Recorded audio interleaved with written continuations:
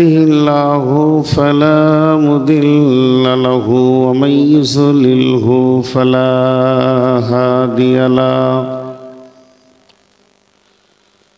وأشهد أن لا إله إلا الله وحده لا شريك له وأشهد أن محمدًا عبده ورسوله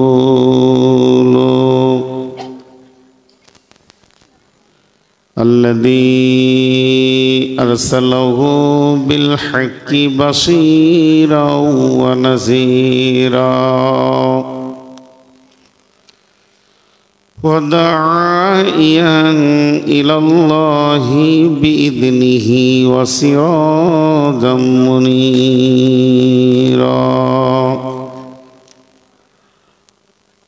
أما بعد فإن خير الحديث كتاب الله وخير الهدي هدي محمد صلى الله عليه وسلم وشر الأمور محدثاتها وكل محدثة بدعة وكل بدعة ضلالة وكل ضلالة في النار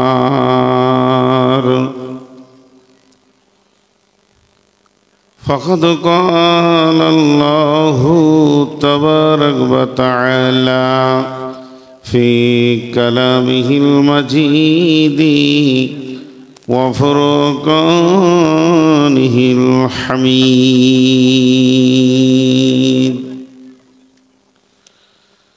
أعوذ بالله من الشيطان الرجيم كنتم خير أمة أخرجت للناس تأمرون بالمعروف وتنهون عن المنكر وتؤمنون بالله بسم الله الرحمن الرحيم ومن أحسن قولا ممن دعا إلى الله فقال إنني من المسلمين بسم الله الرحمن الرحيم والعصر إن الإنسان لفي خسر إلا الذين آمنوا وعاملوا الصالحات وتواصوا بالحق وتواصوا بالصبر بسم الله الرحمن الرحيم قال رسول الله صلى الله عليه وسلم كل أمتي يدخلون الجنة إلا من أبى قيل من أبى يا رسول الله قال من أطاعنيه فدخل الجنة ومن أساءنيه فقد آبى মসজিদে ওই সন্ধ্যে আজান চল নামাজে চল দুঃখে পাবি সান্ত্বনা তুই বক্ষে পাবি বল রে মসজিদেতে চল মসজিদে ওই সন্ধ্যে আজান চল নামাজে চল দুঃখে পাবি সান্ত্বনা তুই বক্ষে পাবি বল রে মসজিদেতে চল হাজার কাজের ওসিলাতে নামাজ করিস কাজা খাজনা তার দিলি না কো যে হব্দে দুনিয়ার রাজা, তাকে 5 বারে তুই করবি স্মরণ, তাতেও কেন ছল। ওরে চল নামাজে চল, দুঃখে পাবি সান্ত্বনা তুই, বক্ষে পাবি বল। ওরে মসজিদেতে চল, কার তরে তুই মরিস খেটে, কে হবে তোর সাথী। বেনামাজির আধার গড়ে কে জ্বালাবে বাতি। আল্লাহর নামে শির লুটায়ে জীবন কর সফল। ওরে চল নামাজে চল, দুঃখে পাবি সান্ত্বনা তুই, বক্ষে পাবি বল। ওরে মসজিদেতে চল। মলিন মাটি লাগলো যা তোর দেহ মনের মাঝে, সাপ হবে সব তোর তুই যেই দ্বারা বীরে যাই নামাজে। মলিন মাটি লাগলো যা তোর দেহ মনের মাঝে, সাপ হবে সব তোর তুই যেই দ্বারা বীরে যাই নামাজে। ওরে উপায় যদি করবি রে তুই আখিরাতের ফসল। রে চল নামাজে চল, দুঃখে পাবি সান্ত্বনা তুই, বক্ষে পাবি বল। রে মসজিদেতে চল। শ্রদ্ধেয় সুযোগ্য অত্র এলাকার কৃতি সন্তান, আপামা জনসাধারণের নির্বাচিত সদরে সভা, উপস্থিত সুপ্রিয় অতিথিবৃন্দ, সামনে আমার দিনদার ইমানদার মুমিন ভাই সকল ও পর্দা থেকে শুননেওয়ালি মুমিনা মা ও বোনেরা, প্রশংসা, গুণগান, গণকীর্তন, স্তব, স্তুতি, ভালোবাসা, তকদির, হায়াত, মত, রুজি সব কিছুর মালিক আল্লাহ। যে মহান মুনিব 14 এপ্রিল 2024 সালে রবিবার দিবাগত রাত্রিতে জঙ্গিপুর তেঘরি মুর্শিদাবাদে যুবকবৃন্দের উদ্যোগে তাবলীগী জালসায় আমাদেরকে হাজির করেছেন, সেই মুনিবের দরবারে আমরা একবার শুকরিয়া করি আলহামদুলিল্লাহ।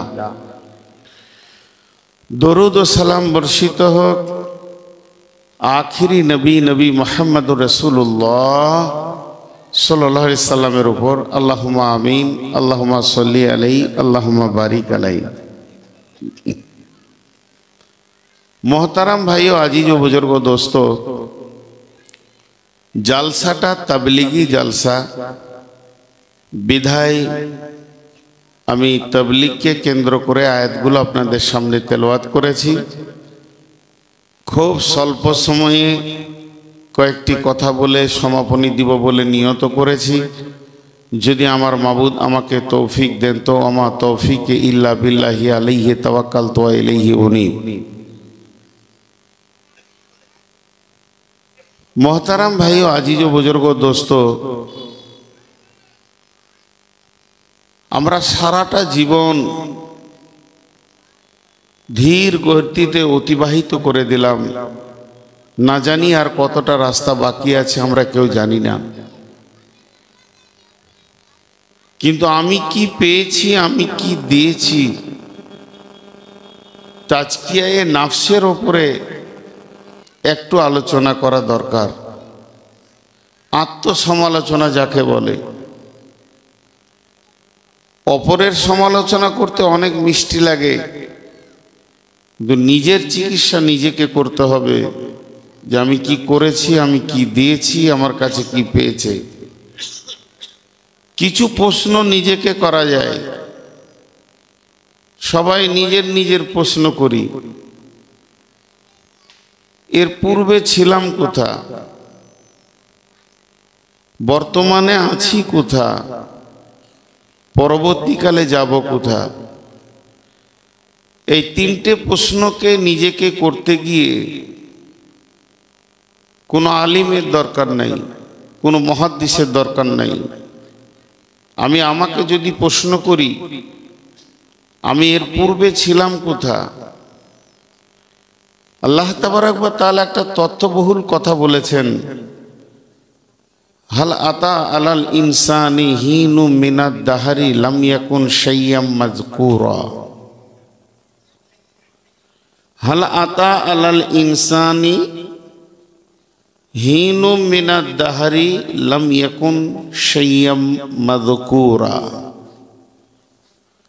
গুরুত্ব দেওয়ার জন্য তিনবার বলছি, হাল আতা আলাল ইনসানি হিনু মিনাদ দাহরি লাম ইয়াকুন শাইয়াম মাযকুরা।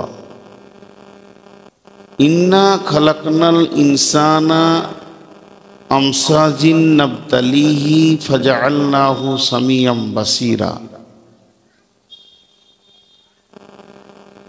এই কথাটাই আপনার বিবেকের চেতনার দরজা খুলে দেবে। একটা মাঝে কথা বলিনি, যারা দাঁড়িয়ে আছেন দয়া করে বসেন। ইসলাম সুন্দর, আপনি অসুন্দরের কারণ হয়েন না। আপনি নিজেকে কেন অসুন্দরের কারণ বানাবেন?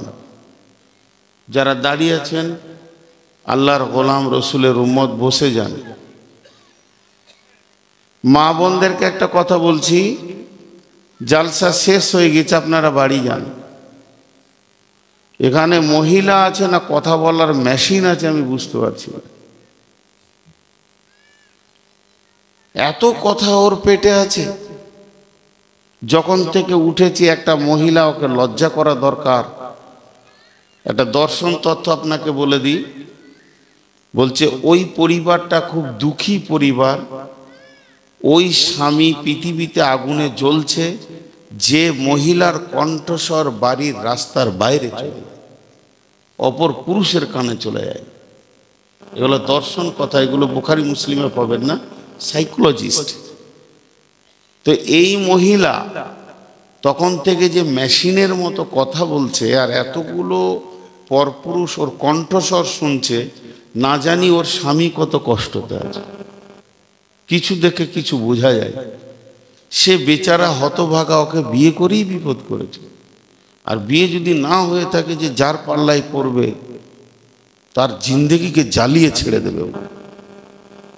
একটা মজলিসে আসার পর তার কণ্ঠস্বর নম্র ভদ্র হচ্ছে না, তো তাকে কি বোঝা যায়? আচ্ছা, ওটা মানুষ দাঁড়িয়ে আছে না হাঁচের টাওয়ার? ট্যাঙ্কটা চিড়ে দাঁড়িয়েছে, বেয়াদব কত! হ্যাঁ, বসতে বলছি তো আবার চিড়ে দাঁড়িয়ে আছে, মানে মাস্তান যুগের প্রধান ছেলে আর কি।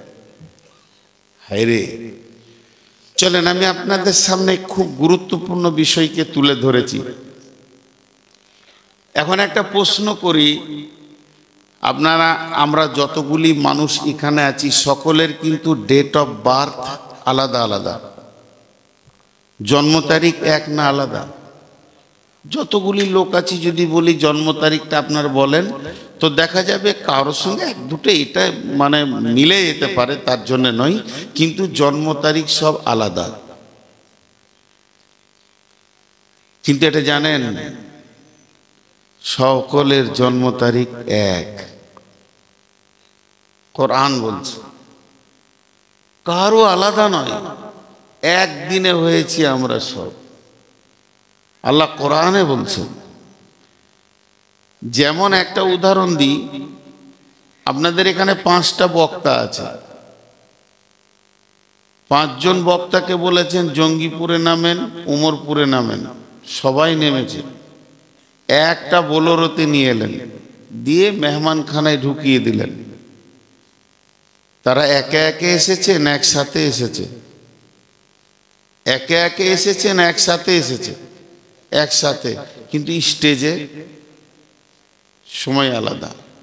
তো আল্লাহ যেদিন বানিয়েছেন একসঙ্গে বানিয়েছেন, কিন্তু পৃথিবী নামে জায়গাতে ঠিক পালাক্রমে এনে হাজির করছে। ওইটাই সূরাত আল্লাহ বলছেন। আল্লাহ কালাম পাকের মধ্যে বলছেন যে আমি আদমকে বানালাম, যেদিন আদমের জন্ম সেদিন আমাদের জন্ম। আদম যদি আমার বাপ হয়, তা আমার ছেলে তো দাদা হবে রে বাবা। অঙ্ক তো তাই হয়, কিন্তু সকলের বাপ, ডাইরেক্ট বাপ, ইনডাইরেক্ট নয়। আল্লাহ তাবারক ওয়া তাআলা আদমের পিঠে হাতটা রাখলেন আর বালুর মতো ঝুরঝুর করে পড়ে গেল। কিয়ামত পর্যন্ত যতগুলো মানুষকে আল্লাহ পৃথিবীতে আনবেন, পৃথিবী নামে মঞ্চে এখানে এনে তাদেরকে ফিরিয়ে নিয়ে আবার তার কাছে নিয়ে যাবেন, সেগুলো একসঙ্গে বানিয়ে নিয়েছে। আমাদের ডেট অফ বার্থ একই, আদমের সঙ্গেই আমাদের ডেট অফ বার্থ। এই জন্য আমরা দেহগত দিক থেকে পৃথিবীতে আপনার আব্বা আছে, আমার আব্বা আছে, কিন্তু আত্মাগত দিক থেকে আদম আলাইহিস সালাম আমাদের সরাসরি আব্বা। বাংলাদেশে এক বক্তা, বাংলাদেশ মানে লড়াই, বাংলাদেশে আমি যাই তো আর দোয়া করি আল্লাহ এই জালসাই যেন লড়াই না হয়, মানে ওদের হবি। হ্যাঁ, কয়েকটা জালসাই হয়েও গিয়েছে লড়াই, কিন্তু আমাকে নেওয়া হয়নি। হয় থামুন থামুন থামুন, ও দেখতে পাবেন ইগো লড়াই। এক বক্তা এখন খুব বলছে মানুষ মাটির তৈরি নয়, তার সঙ্গে তর্কে জড়িত হতে যায় না, আমি এটা পছন্দ করি না। ওর মাথায় এসছে মানুষ মানুষের নুতফা থেকে তৈরি, কোরআনে আছে যে তাদেরকে আমি নুতফা থেকে বানিয়েছি, কিন্তু নুতফাটা কোথা থেকে এসেছে খবরটা আর নাই। ওটা কোন জিনিস থেকে তৈরি হয়েছে আর একটু ব্যাকে গেলেই পেয়ে যাবে, নাই। এরপরে আল্লাহ যে আয়াতটা আপনাদের সামনে পড়েছি ওটা কত দাবি কথা বলছেন। বিসমিল্লাহির রহমানির রহিম, হাল আতা আলাল ইনসানি হিনুম মিনাদ দাহারি লাম ইয়াকুন শাইয়াম মাযকুরা। মানুষের জীবনে একটা লম্বা টাইম চলে গেছে যেদিন তার সম্পর্কে কোনো আলোচনা ছিল না। তর্জমাটা করে দিলাম, আরেকবার বলছি। মানুষের জীবনে, অন্য প্রাণীর কথা বলেননি কিন্তু, আর গরু ছাগল জিন ফেরেশতার কথা বলেননি, ইনসানে বলেছে। তো মানুষের জীবনে একটা লম্বা জীবন চলে গেছে, কোনো আলোচনা ছিল না তার সম্পর্কে, তার পরিচিতি ছিল না। এখন তাহলে আমরা একটু কাগজ কলম নিয়ে অঙ্কে বসে যাই। পৃথিবীটা কত কোটি বছর আগে বানানো হয়েছে এটা আল্লাহ ছাড়া কেউ জানে না। পৃথিবীটা কত কোটি বছর আগে বানানো হয়েছে এটা আল্লাহ ছাড়া কেউ জানে না, তার ডেট নাই। কিন্তু একটা কথা আল্লাহ বলে দিয়েছেন যে এই পৃথিবী সৃষ্টির 50,000 বছর পূর্বে আপনার আমার তকদির লেখা হয়েছে। এবার অঙ্ক করেন। খুব তথ্যবহুল কথা বলবো নিয়ত করেছি, 10টা মিনিট ধৈর্য ধরেন। পৃথিবী সৃষ্টির 50,000 বছর পূর্বে, পৃথিবী সৃষ্টির 50 বছর নয়, 50 নয়, 50,000 বছর, মানে অর্ধ লাখ, 1 লাখের হাফ, এত বছর পূর্বে মানুষের তকদির লেখা হয়েছে। মানে আপনারও লেখা হয়েছে, আমারও লেখা হয়েছে। এবার বলেন তাহলে আমাদের জন্ম তারিখটা কখন? খুঁজে পাওয়া খুব মুশকিল। একজনকে জিজ্ঞেস করা হচ্ছে আপনার কয়টা ছেলে, এগুলো সব মানে আমি মারেফাতের তথ্য বলছি। বলছে আমার 6টা ছেলে। বড় ছেলের নাম কি? বলছে আবুল কালাম। আপনি জানলেন কি করে আবুল কালাম আপনার বড় ছেলে? 6টা ছেলে রয়েছে ওর বিদ্যমান, কিন্তু তথ্যবহুল মারেফাতে বলছে আপনি জানলেন কি করে যেটা বড় ছেলে? আপনার কত স্খলন হয়েছে বিয়ের আগে, শেষ হয়ে গেছে, চলে গেছে, জি এহতেলাম হয়েছে, নাইট ফলস হয়েছে। কোনটা আপনার বড় ছিল, ফার্স্ট বাচ্চা কোনটা ছিল আপনি গুনে রেখেছেন? তো আল্লাহ তাবারক ওয়া তাআলা বলছেন পৃথিবী সৃষ্টির 50,000 বছর পূর্বে তোমার তকদির লেখা হয়েছে। আমাকে বলে বলছি, নূর মোহাম্মদ তকদির লেখা হয়েছে। তাহলে আজকে হলো 2024 সালের এপ্রিল মাসের 14 তারিখ। আজ থেকে ক কোটি বছর আগে আমার জন্ম হয়েছে, এর কোনো ঠিক আছে? আল্লাহ বলছে তুমি ছিলে কোথা তখন? তোমার পরিচয়টা কখন ঘটেছে? পরিচয় ঘটেছে যেদিন আমি মায়ের পেটে এসেছি, আমার মায়ের মেন্স বন্ধ হয়েছে। তো আমার মা প্রথম জানতে পেরেছে যে কেউ এসেছে আমার পেটে। দ্বিতীয় যে লোকটি জেনেছে সেটা আমার আব্বা, যে হ্যাঁ আমাদের কেউ এসেছে। এরপর 2 ফ্যামিলি জানলো, আর কেউ জানছে না, প্রাইমারি মাস্টার জানছে না, হাই স্কুলের মাস্টার জানছে না, পঞ্চায়েতের প্রধান জানছে না, গ্রামের মেম্বার জানছে না, স্বাস্থ্যসাথী মানে স্বাস্থ্যকর্মীরাও জানছে না, দাইমা জানছে না, ধাত্রীমা জানছে না। এই অবস্থায় আমার 9 মাস 10 দিন গেছে। প্রসব বেদনা যখন এসছে তারপরে যে জানছে সে হচ্ছে ধাত্রীমা। এবার ওখান থেকে আমার পরিচয় হলো, পঞ্চায়েত গেল, আধার কার্ড হলো, তখন প্রধান জানলো যে আমার পঞ্চায়েতে একটা নতুন ছেলে আসলো। এখনও প্রাইমারি স্কুল জানছে না। 6 বছর 5 বছর বয়সে আব্বা হাত ধরে নিয়ে গিয়ে স্কুলে ভরে দিল। তখন স্কুল মাস্টার জানলো যে এই এলাকায় একটা ছেলে নূর মোহাম্মদ বলে আছে। এবার পরিচয়টা কিভাবে ঘটছে দেখেন। তারপরে স্কুলে পড়লাম, হাই স্কুলে গেলাম, এবার আস্তে আস্তে নিয়ে আসলো মাদ্রাসায়। মাদ্রাসায় একদিন 10,000 লোকের সামনে পাগড়ি বাঁধা হলো, নূর মোহাম্মদ এখন মৌলানা হয়ে গেল। সবাই জানলো, কিন্তু পৃথিবীর সবাই জানে না। আস্তে আস্তে 2 বছর 5 বছর 6 বছর ইমামতি করলাম, 5-6 বছর ধরে দার্সে মাদ্রাসায় চাকরি করলাম। এমন সময় আল্লাহ সেখান থেকে বের করে জালসার ফিল্ডে দিয়ে ইউটিউবে এখন সব পৃথিবী জেনে নিয়েছে নূর মোহাম্মদকে। আল্লাহ বলছে তুই এই ডেটটা, আমার আজকের বয়স হচ্ছে 52 বছর 2 মাস। তো এই 52 বছর 2 মাস, তো 52টাই ধরলাম, 2 মাসটাকে এখন মাইনাস করে দেন। তো 52 বছর, এটাকে 53 বছর আগে তুই কে ছিলি এটা বল। তো মায়ের পেটে ভ্রূণ ছিলাম। আচ্ছা 54 বছর আগে কে ছিলি বল। তাহলে আমি আমার আব্বা এবং মায়ের মধ্যে রক্তের সম্মিশ্রণ ছিলাম। 55 বছর আগে তুই কে ছিলি, আর খুঁজে পাওয়া যাবে। আল্লাহ বলছে আজ থেকে 55 বছর বাদ দে, 20 কোটি বছর আগে তোর তকদির লিখেছি। এটা বোঝানোর জন্য বলছি, আমি জানবেন না যে কোথাও লেখা আছে 20 কোটি, আপনাদেরকে বোঝানোর জন্য বলছি। 20 কোটি বছর আগে তোর তকদির লিখেছি, তার থেকে 55 বছর বাদ দে, বাদ দে, বাদ দে, বাদ দে 55 বছর। 20 কোটি থেকে যদি 55 বছর বাদ দিই, তাহলে 19,99,950 বছর আল্লাহর কাছে ছিলাম। আল্লাহ বলছেন বিসমিল্লাহির রহমানির রহিম, হাল আতা আলাল ইনসানি হিনুম মিনাদ দাহরি লাম ইয়াকুন শাইয়্যাম মাযকুরা ইন্না খালাকনাল ইনসানা মিন নুতফাতিন আমসাজিন নাবতালিহি ফাজআলনাহু সামিয়াম বাসীরা। রে পৃথিবীর মানুষ, তোমার ডেট অফ বার্থ যেটা পঞ্চায়েত দিয়েছে, এখান থেকে তুমি 3 বছর মাইনাস করে তোমার বিবেককে বলো তুমি কোথায় ছিলে। কিছুই তুমি খুঁজে পাবে না। তোমার নামও ডাকা হয়নি, তোমার পরিচয় ঘটেনি, তোমাকে কেউ চিনত না, তোমার কোনো মূল্য বলেছিল না। আমি আল্লাহর কাছে তোমার কত কোটি বছর পার হয়েছে এ কথাও তোমার হিসাবের খাতাতে নাই।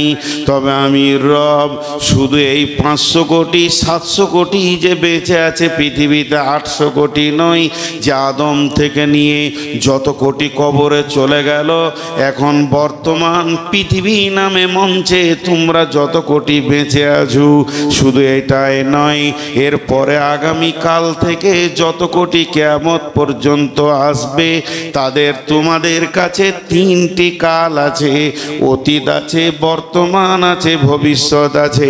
আল্লাহর কাছে ভবিষ্যৎ নাই, আল্লাহর কাছে অতীত নাই, সবগুলি হলো বর্তমান। তো আমি আল্লাহ প্রত্যেকটা মানুষকে তার একটা কক্ষপথে ছেড়ে দিয়েছি, সে গতিশীল হয়ে চলছে।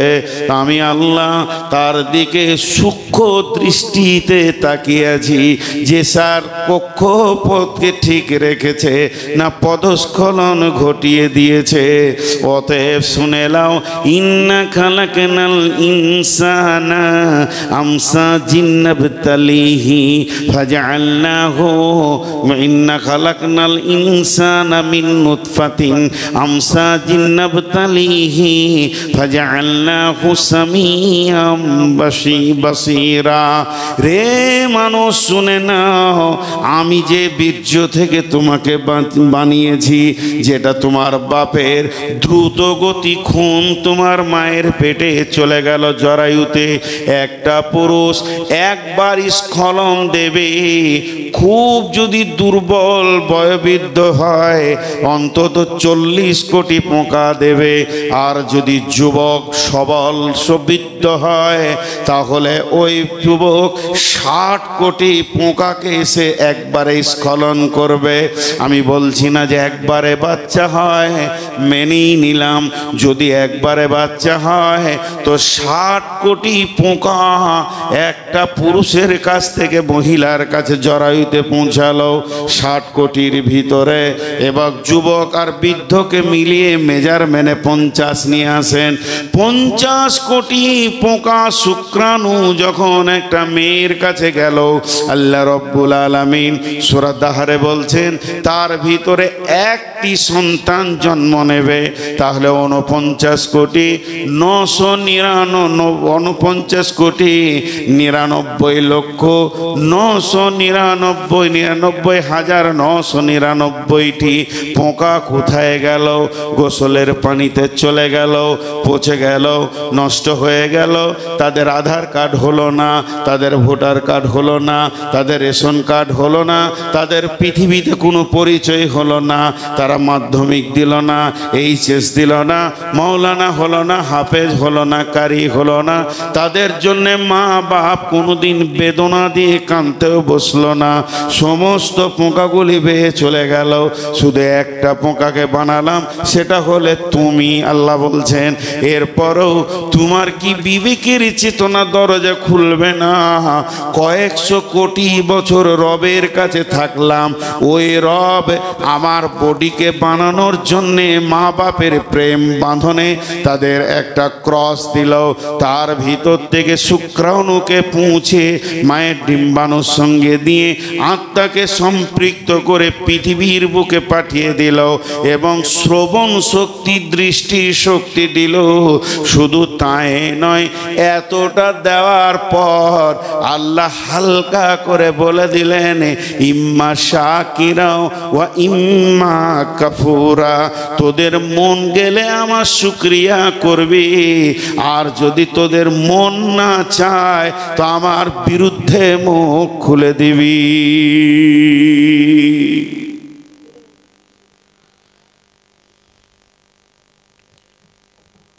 পৃথিবী থেকে 13 লক্ষ গুণ হলো সূর্য,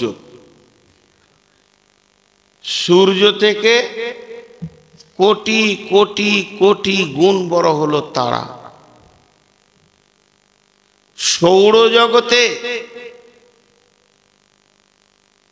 কতগুলো গ্রহ আছে আর কতগুলো উপগ্রহ আছে, বিজ্ঞানীরা গুণে শেষ করতে পারেননি,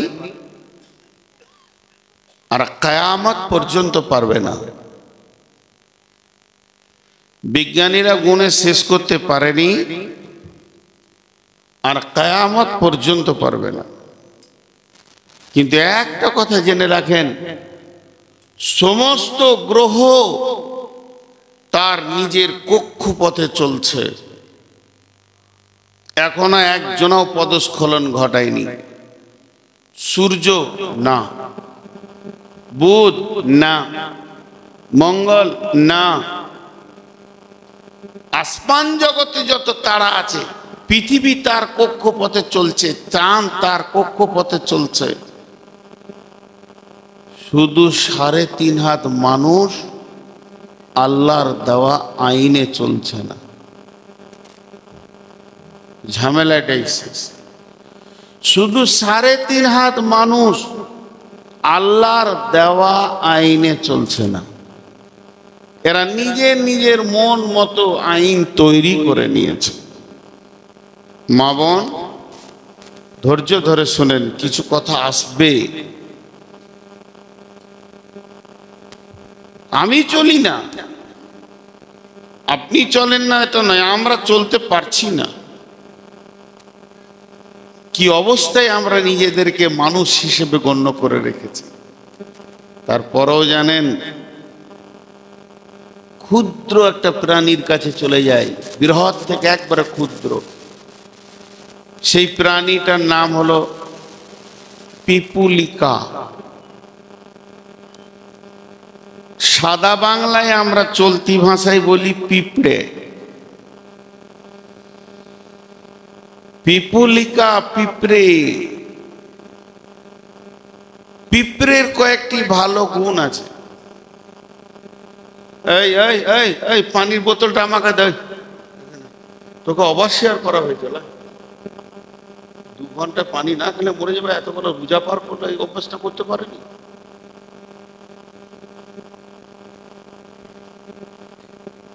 আমি বকছি, আমার সুগার জিভ চিটিয়ে যাচ্ছে, একটু 2 ফুটা নিয়ে একটু ধৈর্য ধরেন। এরকম পানি দেয়া দি করলে মন কেটে যাবে। তো যেটা বলছিলাম, পিপুলিকা, ওর নামে কোরআনে একটা সূরা এসেছে। কি কাজ করেছিল? কি কাজ করেছিল? একটা জায়গায় ওদের ইউনিট থাকে, ইউনিট, ওদের দল থাকে। একটা জায়গায় যে দলটা তৈরি হয় 25 কোটি পিঁপড়ে থাকে।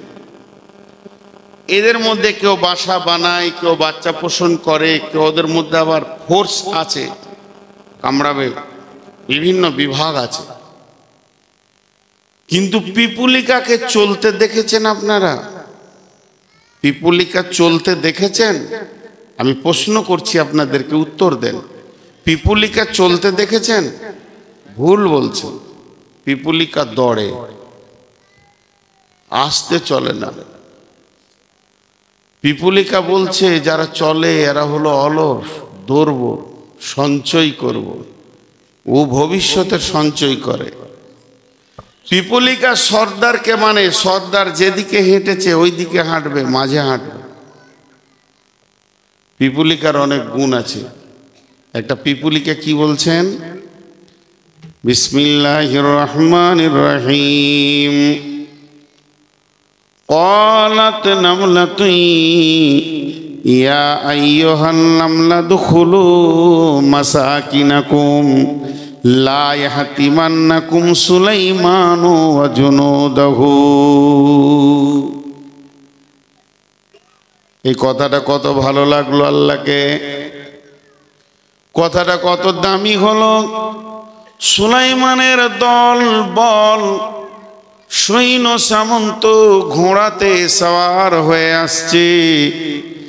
এরই ভিতরে একটা পিপুলিকা দেখে ফেলেছে সুলাইমানের দল রাস্তা দিয়ে আসছে।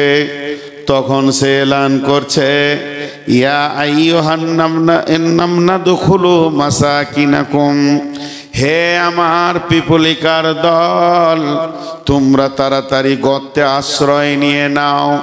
এখন আসছে সুলাইমানের দল। লা ইয়াতিমান্নাকুম সুলাইমান ওয়া জুনুদাহু, সুলাইমান এবং তার দল তোমাদেরকে চোখে স্বাভাবিকভাবে দেখতে পাবে না, ইহতেমাদ করতে পারবে না, তাদের চলমান কাফেলাকে ব্রেক করবে না। অতএব ঘোড়ার খুঁড়ে তোমরা পদপিষ্ট হয়ে মারা যাবে। অতএব তোমরা গর্তে ঢুকে যাও। সুলাইমান কথাটা বুঝছেন, হেসেছিলেন। আর আল্লাহকে কত ভালো লাগলো, আল্লাহ কোরআনে তুলে দিলেন জিবরাইলকে দিয়ে, যাও নবীকে বলে দাও এটা পিপুলিকাতে বলেছিল। একটা পিঁপড়ে জাতির চিন্তা করে, একটা মুড়ি যদি আপনি ফেলে দেন, একটা পিঁপড়ে আসবে, দ্বিতীয় জন আসবে, তৃতীয় জন আসবে, পিঁপড়ে কাউকে তাড়বে না, চল সবাই ভাগ করে খাবো। জায়গা পেয়েছে না, একজন ঘাড়ে চড়েছে, ওকে বলবে না নেমে যা, তুইও ভালো ভাবি চ। পানিতে ভেসে গেলে একে অপরকে ধরে, তারা ইউনিটি ক্ষমতা খুব রাখে। শুধু তাই নয়, ওই পিপুলিকা খাবারটা যখন নিয়ে যাবে একে অপরকে তাড়ে না। এর বিপরীত হলো কুত্তা। যদি একটা হাতি মরে যায়, ও 20 বছরে শেষ করতে পারবে না, তারপর আর এক কুত্তাকে লাগতে দিবে। আগে তেড়ে আসবে, তারপরে তুই কি খাবি। তা আল্লাহ তাবারক ওয়া তাআলা এইটাকে কোরআনে দিলেন কেন? এর থেকে আমি কি ওষুধ নিব? আমার জীবনে আমি কি তাবলীগ পাবো এখানে? আল্লাহ বলতে চাইছেন, মানুষ, হে ইনসানের দল, তোমাদেরকে সুন্দর অবয়ব দিয়ে আমি বানালাম, তোমাদেরকে আমি নিজের হাতে বানালাম, তোমাদেরকে আমি চেতনা, উদ্দীপনা, বিবেক, বিবেচনা দিলাম, তোমাদের ভিতরে আমি নানান উপকরণ দিয়ে তোমাদেরকে এত সুন্দর বানালাম। হে মানুষ, তুমি পিপুলিকার কাছে টিউশনি নাও, পিপুলিকার কাছে পড়াশোনা করো।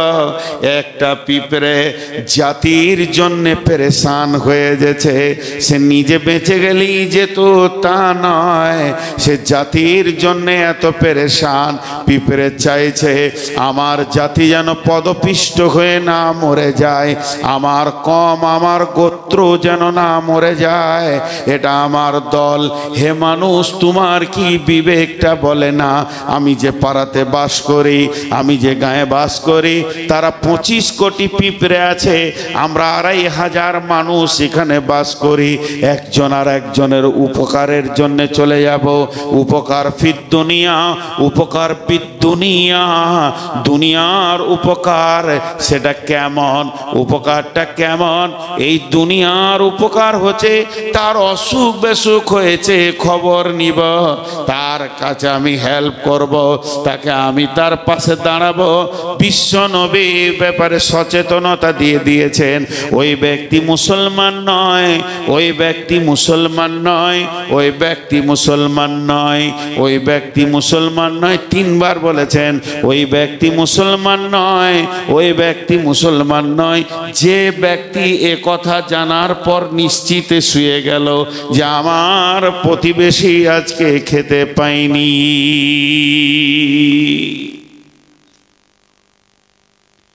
এখানে আমরা সবাই মুসলমান, কিন্তু আপনার প্রতিবেশী না খেয়ে আছে আজকে। এই খবরটা যিনি জেনে নিশ্চিন্তে শুতে পেরেছেন, আমি জজ নই, এই ফায়সালা দিয়েছেন চিফ জাস্টিস নবী মুহাম্মদ রাসূলুল্লাহ সাল্লাল্লাহু আলাইহি ওয়াসাল্লাম। ও মুসলমান নয়, কালেমা পড়েছে, নামাজ পড়ে, হজ করেছে, যাকাত দেয়, রোজা পালন করেছে, তারপরও বিশ্ব নবী বলছে মুসলমান নয়।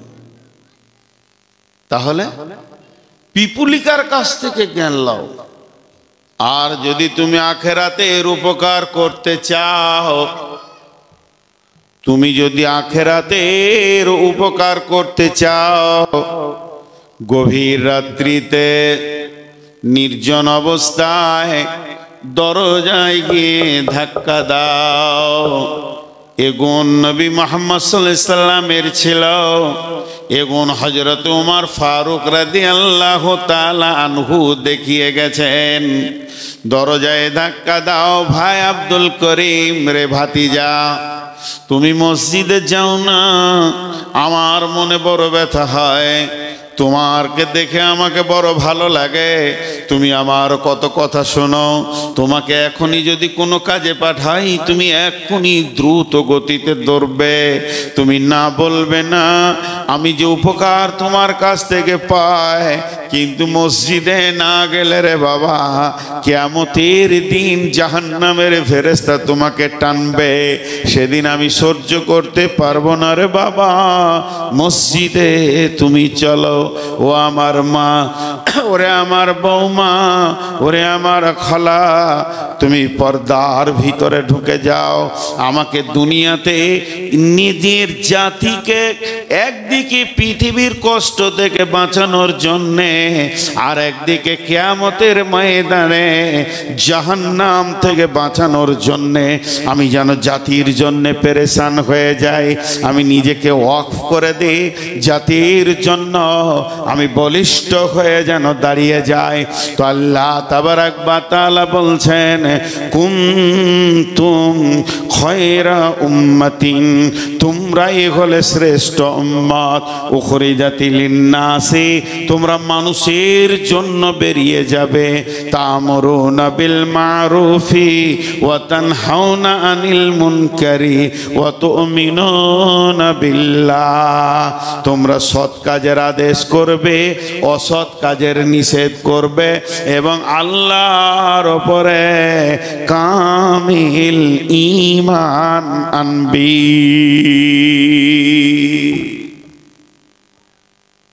আমাদের কাজ বলে দিলেন আল্লাহ।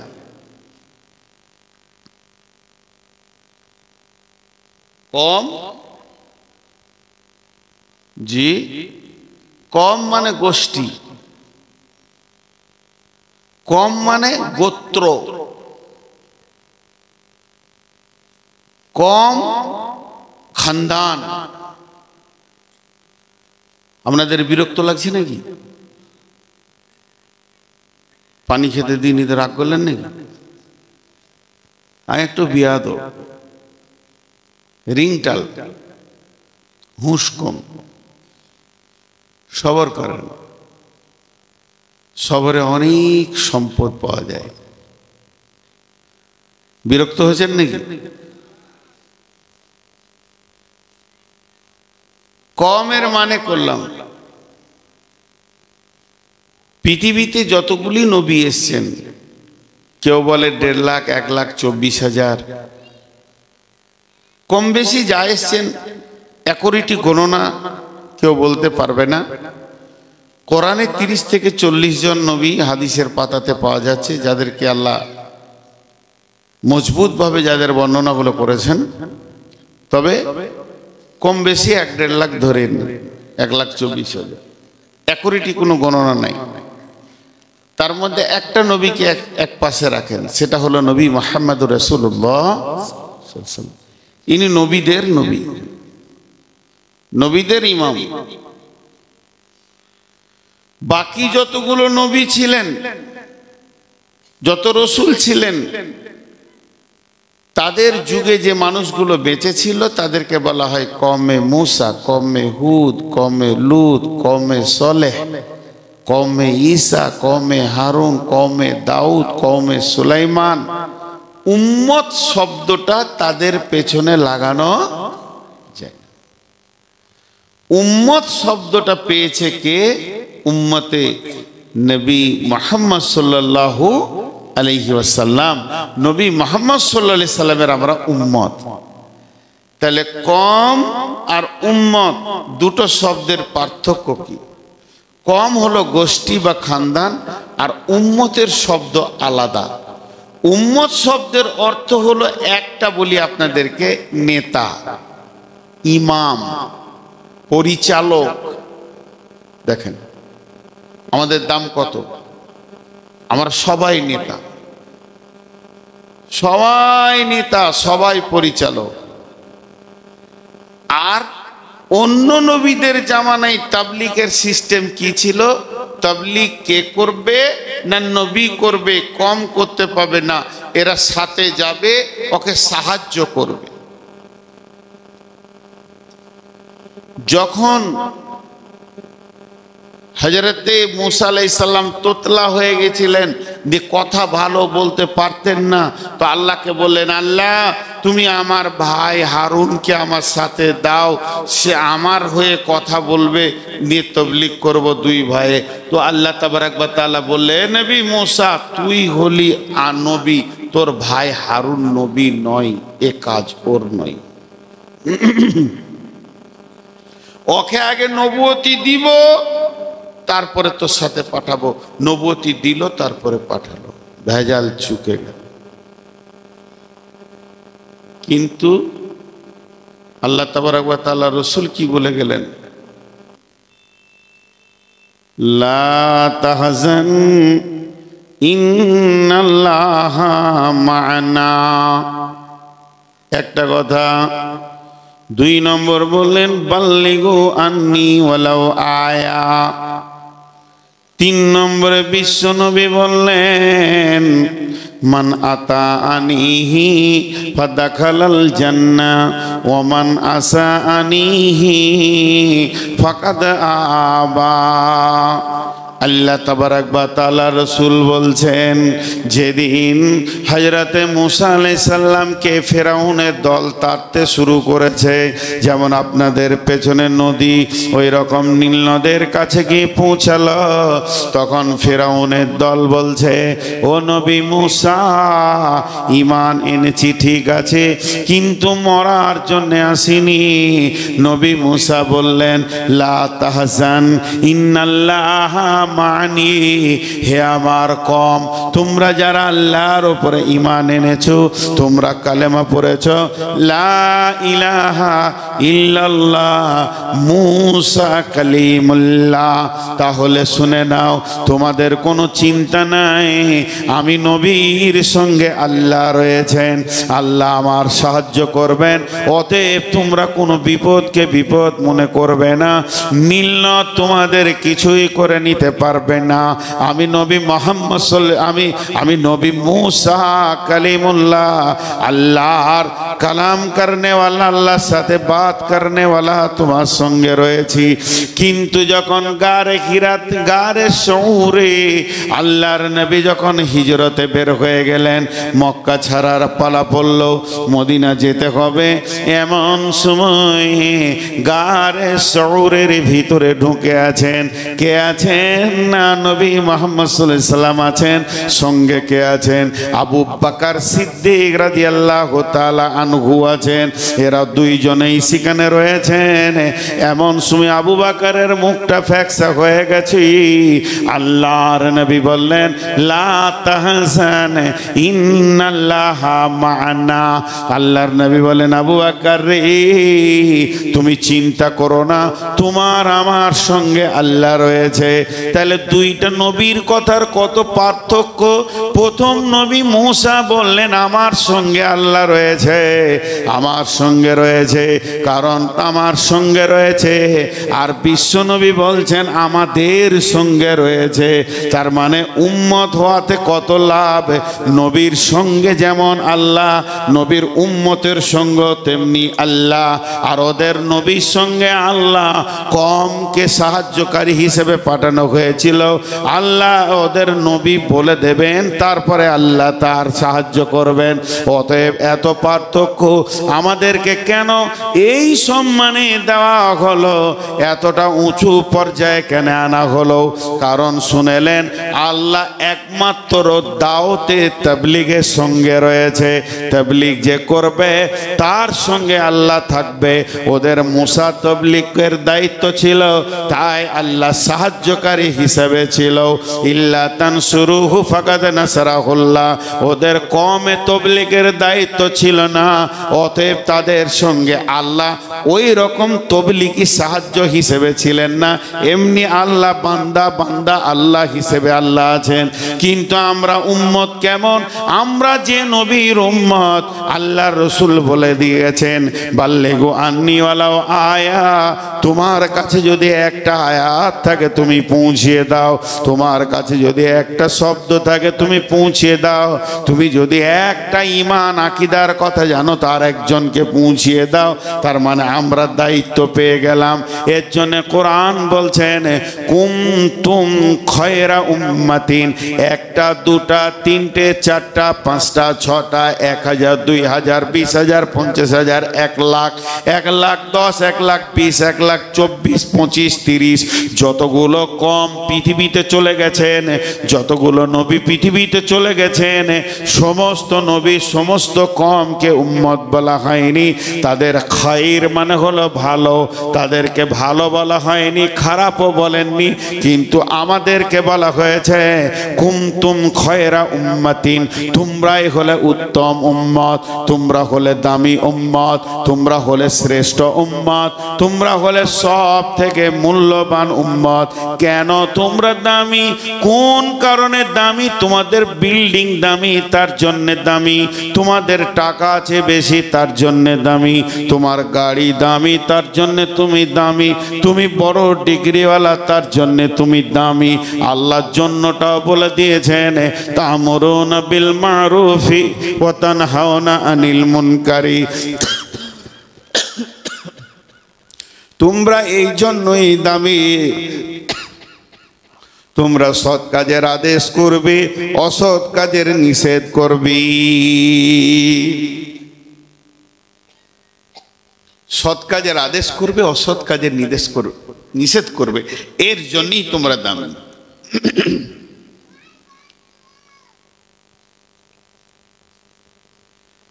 আমাদের দাম হওয়ার কারণ ওইটাই। ওই কারণ থেকে যদি আমি সরে থাকি তাহলে তো আমি দামি নয়।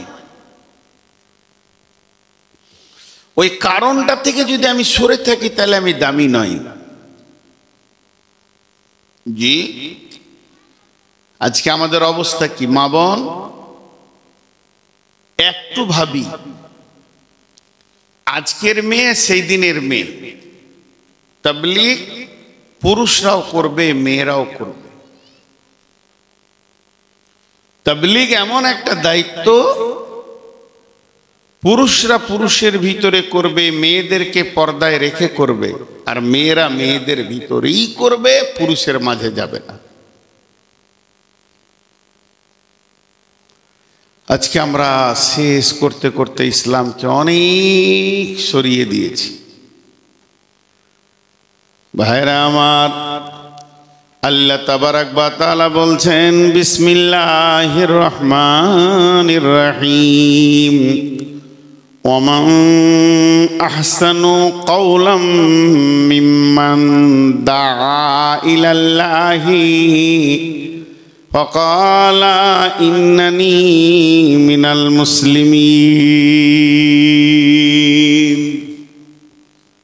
وعمل صالحا فقال إنني من المسلمين ومن أحسن قولا ممن دعا إلى الله وعمل صالحا فقال إنني من المسلمين। ওর কথার চাইতে কার কথা আমাকে ভালো লাগতে পারে? ওর কথার থেকে কার কথা আমার কাছে ভালো? যে নিজে আমল করে এবং মানুষকে ডাকে আর দাবি করে আমি মুসলিম, মুসলিমদের ভিতরে আমি একজন। ওয়ামিলা সলিহা, সে ভালো আমল করে আর মানুষকে আল্লাহর দিকে ডাকে, তার কথার থেকে আর কারো কথা আল্লাহর কাছে প্রিয় নয়। আমরা সারাদিন যত কথা বলি, সারাদিন কথার চারটা ভাগ আছে। একটা হলো প্রয়োজনীয় কথা, একটা অপ্রয়োজনীয় কথা, একটা ভালো কথা, একটা খারাপ কথা। সারা জীবনে মানুষ চার ধরনের কথা বলে। সারা জীবনে, যেদিন থেকে মুখ ফুটেছে, যেদিন মুখ বন্ধ হয়ে যাবে।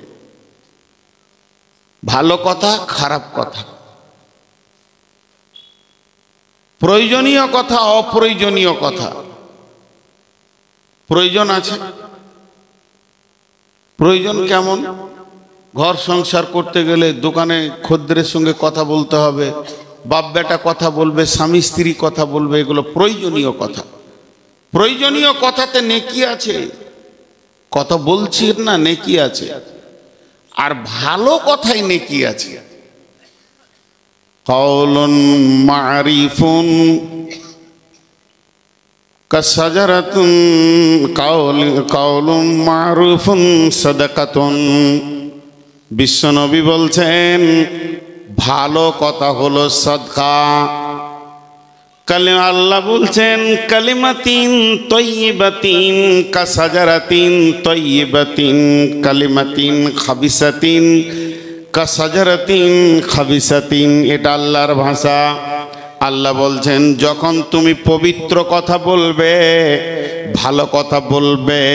তো জেনে নাও তুমি ভালো গাছ লাগিয়ে দিলে।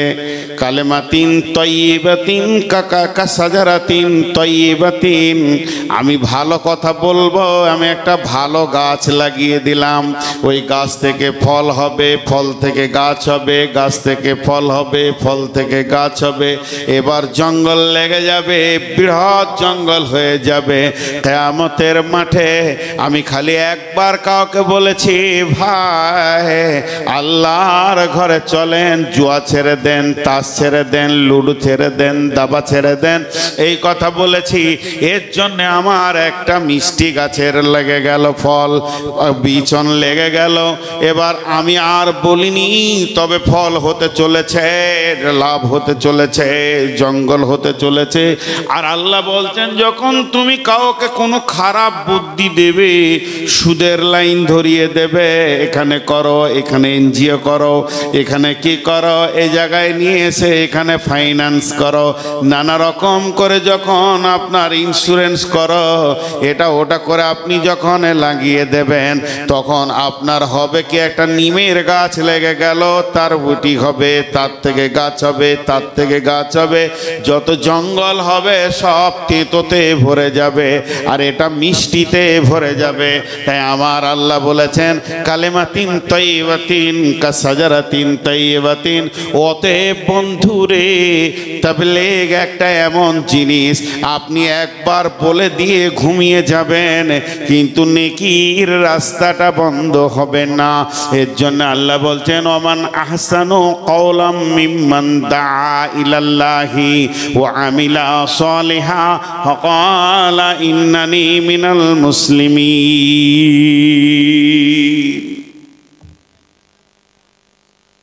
সূরা আসরটাতে একটা উদাহরণ দিব, বহুত লম্বা তফসির আছে। শুধু আসর শব্দটাকে নিয়ে তফসির করলে অনেক সময় যাবে।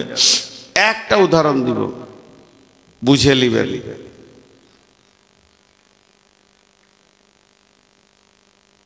আল্লাহ তাবারাক ওয়া তাআলা বলছেন, বিসমিল্লাহির রহমানির রহিম,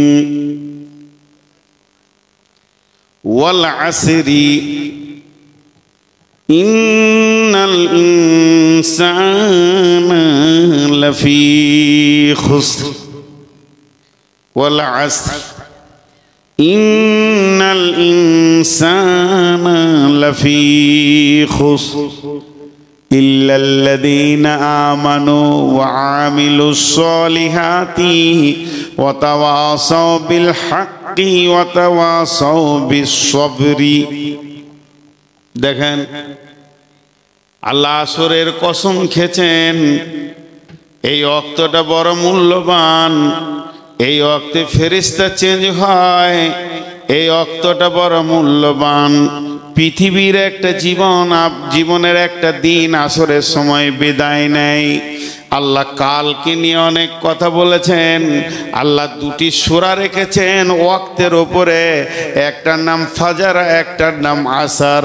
আল্লাহ তাবারাক ওয়া তাআলা আসরের কসম করেছেন, ফজরের কসম করেছেন, আল্লাহ দুহার কসম করেছেন, আল্লাহ রাত্রিকালের কসম করেছেন, চলমান রাত্রির কসম করেছেন, আল্লাহ 10 রাত্রির কসম করেছেন।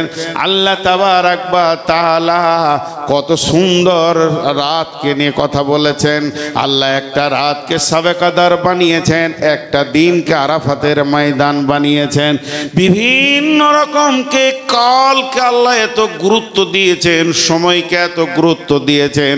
যে লোক সময়ের মূল্য দেয় না, সে নিজের মূল্য নিজেই দেয় না।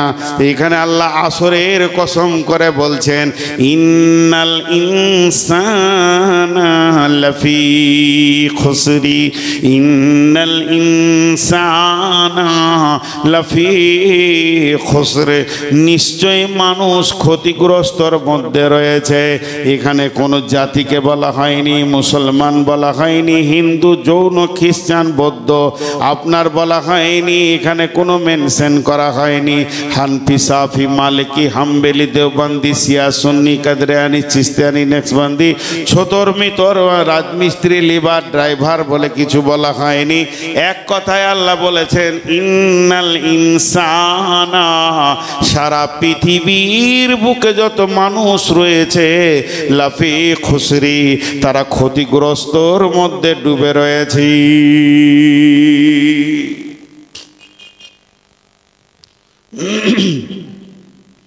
আপনিও ক্ষতি, আমিও ক্ষতির মধ্যে আছি। এই দৃষ্টিটা কার? না আল্লাহর। এই দৃষ্টিটা কার? আল্লাহর। এটা কোনো মানুষ বলেনি, কোনো মুফাসসির বলেননি, কোনো জিবরাইল বলেননি, কোনো নবী বলেননি। আল্লাহ আসমান থেকে বলছে নিশ্চয় মানুষরা ক্ষতিগ্রস্তর মধ্যে রয়েছে। আর আল্লাহ ক্ষতি বলছে মানে ওটা জাহান্নাম। আল্লাহ ক্ষতি বলছে মানে আপনার ব্যবসায় লাভ লস হচ্ছে, এটা বলেন। আল্লাহ ক্ষতি বলছে মানে ওটা জাহান্নামের কথা বলছেন। আল্লাহ কি বলছেন? কিন্তু চারটা গুণ যার মধ্যে আছে সে নয়, কিন্তু ইল্লা মানে কিন্তু। এখানকার সমস্ত মানুষ ক্ষতির মধ্যে রয়েছে, কিন্তু যে চারটা কাজ করেছে সে ক্ষতির মধ্যে নাই। ইল্লাল্লাযীনা আমানু, যে ঈমান এনেছে, ওয়া আমিলুস সলিহাতি, ভালো আমল করেছে, ওয়া তাওয়াসাউ বিল হাক্কি, একে অপরকে হকের দাওয়াত দিয়েছেন, ওয়া তাওয়াসাউ বিস সবরি, আর একে অপরকে সবরের দাওয়াত দিয়েছে। একটা উদাহরণ দিব। আমানু, যে ঈমান এনেছে। ঈমান এমন একটা বস্তু যা দেখা যায় না। ঈমান বড় মূল্যবান।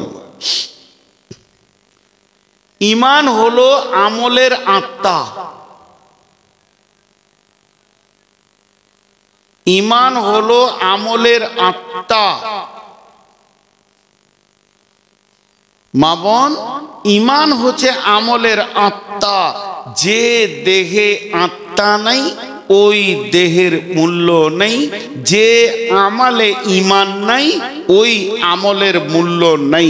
একটা মৃত মানুষের যেমন মূল্য, একটা মৃত গরু ছাগল ভেড়ার যেমন মূল্য, তার কোনো মূল্য নাই, পচে যাবে, সরে যাবে।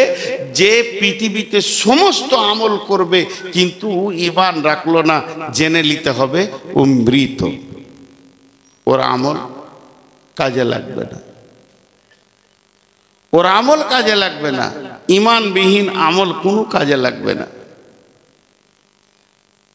আমলে ছুটি আছে, আমলে ছুটি আছে। আমলে কম বেশি হলে ক্ষতি নাই, কিন্তু ঈমানে ছুটি নাই, কম বেশি হলে ক্ষতি আছে। দুটি উদাহরণ দিব, মন দিয়ে শুনেন। আমরা এশার নামাজ পড়ে বসেছি, ফজর পর্যন্ত কোনো ফরজ নামাজ নাই। আপনি নফল যত পড়তে পারেন, ফজরের নামাজ পড়ে নিব, জোহর পর্যন্ত কোনো মুফতি, কোনো মুহাদ্দিস আপনাকে বলবে না যে আপনার নামাজ ফরজ আছে, এখন নফল পড়তে পারেন। জোহর পড়ে নিব, আসর পর্যন্ত ছুটি, আসর পড়ে নিব, মাগরিব পর্যন্ত ছুটি, মাগরিব পড়ে নিব, এশা পর্যন্ত ছুটি, এশা পড়ে নিব, আবার ফজর পর্যন্ত ছুটি। তার মানে দিনে 5 বার নামাজ। 1 মাস রোজা রেখেছি, শাওয়ালের রোজা রাখেন, অসুবিধা নেই। কিন্তু 1 বছরে 11টা মাস ছুটি হয়ে গেল, আর রোজা ফরজ নেই। কয়েকশো কোটি টাকার আপনি মালিক, একবার জাকাত দেবেন সারা বছরে, আর জাকাত দিতে হবে না, ছুটি। আপনি হালাল খোর, হারাম খোর নন। হজ জীবনে একবার, সারা জীবন ছুটি, টাকা থাকলে 20 বার করেন। তাহলে হজ জীবনে একবার,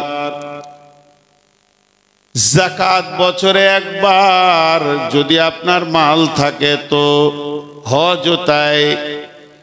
3 নম্বরে রমজান 1 মাস, 11 মাস ছুটি। আর আপনার কিনা নামাজ হলো দিনে 5 বার, মধ্যখানে ছুটি। তো ঈমান কতক্ষণ? যেমন আমি নামাজ পড়তে গেলাম, টুপিটা লাগালাম, সালাম ফিরলাম, টুপিটা খুলে নিলাম, তার মানে আমি যখন নামাজে যাব ইমানটা মজবুত করে নিব। সালাম ফিরবো আবার বেঈমান হয়ে সুদের বসে যাব, জি না। ইমানটা কখন ইমান এনেছি যেদিন মায়ের পেট থেকে পৃথিবীতে এসেছি, আমার কানে আজান পড়ে গেছে, যেদিন আমার জ্ঞান হয়েছে সেদিন আমি কালেমাকে বিশ্বাস করেছি। রাদিতু বিল্লাহি রাব্বা ওয়াবিল ইসলামি দীনান ওয়া বিমুহাম্মাদিন নাবিয়্যা ওয়া রাসূলা। আমি আল্লাহকে রব বলে মেনে নিয়েছি, ইসলামকে দিন বলে মেনে নিয়েছি, এবং শেষ নবীকে আমি আখেরি পয়গম্বর মেনে নিয়েছি। এই ঈমানটা সকালে থাকবে, বিকালে চলে যাবে, 1 ঘন্টা ছুটি আছে, আধ ঘন্টা ছুটি আছে, জি না। এই ঈমানটা কত দূর নিয়ে যেতে হবে, ঈমানটা কবর পর্যন্ত পৌঁছাতে হবে। যখন আপনি কবরের ভিতরে ঈমানকে ঢুকিয়ে দিতে পারবেন, তখন আর আপনার টেনশন নাই, ঈমান আপনাকে জান্নাতে ঢুকিয়ে দেবে। ঈমানের কোনো ছুটি নেই। এইখানে একটা পোল, ওইখানে একটা পোল, ওইখানে একটা পোল, ওইখানে একটা পোল। পোল গায়ে গায়ে লেগে নাই, কিন্তু তার লেগে আছে। তার যদি 1 ইঞ্চি কেন হাফ ইঞ্চি কাটা থাকে তো বিদ্যুৎ যাবে না। তেমনি নামাজ রোজা সব ঈমানকে বাঁচানোর জন্যই। তো ঈমান বেঁচে আছে মানে আপনার আমল পৌঁছাচ্ছে। এবার আমলে কম বেশি হলে চলবে, কিন্তু ঈমানে চলবে না। এর একটা উদাহরণ নেন, বিরাট বড় মসজিদ, বিরাট বড় মসজিদ, 80টা ফ্যান আছে, 62টা বাল্ব আছে। কত বড় মসজিদ! জুমার দিন 80টা ফ্যান আছে, 62টা বাল্ব আছে। দেখা গেল 3টি বাল্ব কেটে গেছে, চলে যাবে। দেখা গেল 4টা ফ্যান চলছে না, চলে যাবে, অসুবিধা হবে না। এগুলো হলো আমল কাজ। বাল্ব আলো দেবে, ফ্যান হাওয়া দেবে। 4 জন দিচ্ছে না আলো, 6 জন ফ্যান হাওয়া দিচ্ছে না, চলে যাবে, চলে যাবে, চলে যাবে। এগুলো হলো কাজ। আপনি নফল পড়তে পারেননি, সুন্নতে 2-1 বার ছাড়া গেছে, চলে যাবে, চলে যাবে, চলে যাবে, অসুবিধা নাই। দান নফল দান করতে পারেননি, হালকা করেছেন, চলে যাবে, চলে যাবে, চলে যাবে। আমলে কম বেশি হলে চলে যাবে, কিন্তু ঈমানটা হলো ওই মসজিদ থেকে পোলের যে কেবেলটা আছে, এটা যদি 1 ইঞ্চি কম হয় চলবে না, চলবে না।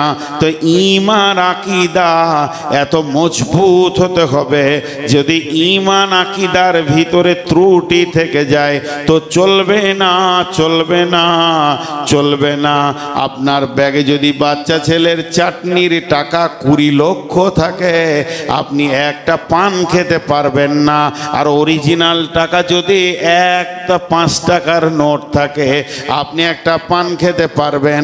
তেমনি আমলে গাদা গাদা গাদা গাদা আমল হচ্ছে, কোনো দলিল নাই, কিছুই নাই, জাল চলছে, চলবে না, আল্লাহর কাছে চলবে না। আর ঈমান আকীদার উপরে যদি আপনার আমল অল্প হয়, চলে যাবে, চলে যাবে, চলে যাবে। এর জন্য আল্লাহ বলছেন ইল্লাল্লাযীনা আমানু ওয়া আমিলুস সলিহাতি। কিন্তু কিয়ামতের মাঠে বাঁচবে কে? যার ঈমান আছে এবং সেই ঈমানের উপরে দারমাদার করে সুন্দর ভালো আমল পৃথিবীতে করেছি। ঈমানও আছে, আমলও করেছে, ঈমানও আছে, আমলও করেছে। 3 নম্বর গুণ, ওয়াতাওয়াসাউ বিল হাক্কি, একে অপরকে ধরে হকের দাওয়াত দিয়েছেন। ওয়াতাওয়াসাউ বিস সবরে, একে অপরকে সবরের দাওয়াত দিয়েছেন, ধৈর্যের দাওয়াত দিয়েছেন। ধৈর্যটা এত বেশি প্রয়োজন, ধৈর্যটা অনেক অনেক প্রয়োজন। এটা দাওয়াত দিতে হয়, ভাই সবর কর, সবর ইখতিয়ার কর। সবর করো, কাজ হবে, কাজ হবে। সবর এত কাজ দিতে পারে, আপনি কাজ পাবেন, আপনি কাজ পাবেন সবরে। জি, এরকম না মোবাইল লাগিয়ে ঘুমাচ্ছে, কি আরামের ঘুম দিচ্ছে। সকালে এডিট করবে, যে 4-5খানা মহিলার ছবি নিয়ে এসে গায়ে লাগিয়ে দেবে। আমার একটা ছবি ভাইরাল হয়েছে, এদিকে দিলে আর আরো ভাইরাল করবে। আমি নাকি মহিলার ঘাট ধরে, ওটা আমার মা, আমার মায়ের ঘাট ধরে আমি মারছি, মারতে মারতে নিয়ে যাচ্ছি, আমার মা কাঁদছে। আমার মা একজন একাই, আমার মা, আমার কোনো খালা নাই, আমার মা একাই একটাই বেটি আমার নানা। আর আমার নানা ছিলেন পশ্চিমবঙ্গের বৃহত্তর আলিম। আমার নানা রবীন্দ্রনাথ ঠাকুরকে লাঠি নিয়ে চাপকাতে গিয়েছিল, হ্যাঁ তাহলে তোর মুখ ভেঙে দিব। রবীন্দ্রনাথের মাসির বাড়ি আর আমাদের বাড়ি পাশাপাশি, সব একই এলাকা। আমার নানা যার কাছে পড়েছে তার কাছে আমার নানার সাথী, মানে পরার জামানার সাথীর কাছে নজরুল পড়াশোনা করেছে। নজরুল মিসকাত পড়েছে কুলসুনা মাদ্রাসায়। নজরুলের অনেক ঘটনা আমরা পেয়েছি, আমি আমার নানাকে দেখিনি। আমি একজন খোশনসিব না বদনসিব বলবেন, আমি আমার 5 বছরে মাকে হারিয়েছি। আমার মাকে মনে পড়ে, চেহারাটা মনে পড়ে। 5 বছর বয়স আমার, তখন আমার মাকে হারিয়েছি। এখানে থাম্বনেইল দিয়েছে, আমার মায়ের ঘাট ধরে আমি মারছি। সাধে কি ইউটিউবার দিকে সরাবো গো? আগামী অক্টোবর থেকে একজনা কাজতে দেব না, একটা ইউটিউব থাকবে, আমারই একটা ফেসবুক চলবে। তবে এটাও বলে দিছি, ওতে ইনকাম করবো না, ও লাইন কাটা আছে, সবারই সামনে বলছি। তবলিগ কে কার তবলিগে হেদায়েত পায় আল্লাহ জানে, কে কার তবলিগে হেদায়েত পায় কে জানে? আল্লাহ জানে। সকলে বলেন কে জানে? তাহলে একটা ঘটনা ছোট করে শুনিয়ে দিই। আমার যখন রানিং 13 বছর জালসা হলো, তখন এই আপনাদের এইখানে পণ্ডিতপুরের আশেপাশে একটা জালসা এসেছিলাম, তা একটা চিঠি দিয়েছিল, সম্ভবত চিন্তামণি ফতেপুরে, না চিন্তামণি ফতেপুরে। হ্যাঁ, আমাকে একটা চিঠি দিয়েছিল, আপনি কন্ট্যাক্ট করছেন কেন, আগে লিখছেন কেন? তা আমি ওদেরকে উত্তর দিয়েছিলাম, এইটা তো আপনাদের কি শুধু আমি, যে আমি আগে লিখছি কেন, কন্ট্যাক্ট করছি কেন? আমি 13 বছর চুপচাপ এসেছি, চুপচাপ চলে গেছি, কিন্তু সমাজ আমাকে ঠেলে সরিয়ে দিয়েছে, মূল্যায়ন করেনি। তখন এই লাইনটা ধরেছি। তবে আমাকে ফেরেশতা মনে করবেন না, আপনাদের যেমন গুনাহ আছে আমারও গুনাহ আছে। আপনাদের 19, আমার 20, আমার পাঞ্জাবিতে ঢাকা আছে বলি লোক দেখতে পায় না, আমিও গুনাহগার। কিন্তু কার কথায় কার হেদায়েত হয়?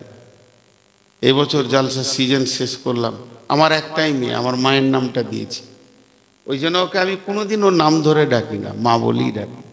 আজও নামটা বলি না, বলতে পারি না, কষ্ট হয়। তো আমি, আমার স্ত্রী বসে সবজি কাটছে, আমার মেয়ে বসে আছে, আমি ওখানে যে চেয়ার নিয়ে বসলাম। তো আমার মেয়ে আমাকে বলছে, আব্বা আমি তো তোমার মা।